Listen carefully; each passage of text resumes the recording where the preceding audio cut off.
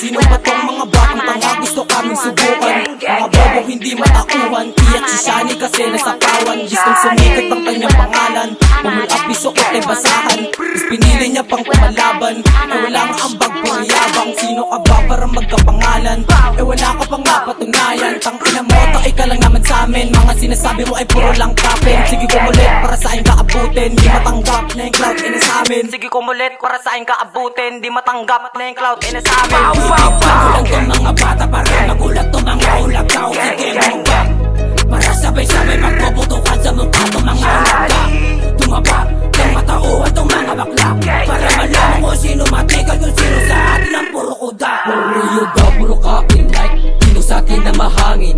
O sige sa burat ko kumain, matrapo mo pare, wala na makain. Shishisha nilagay sa ilalim, napanyo ibog ako sa hangin. O sige kumulit na malaki, matrapo mo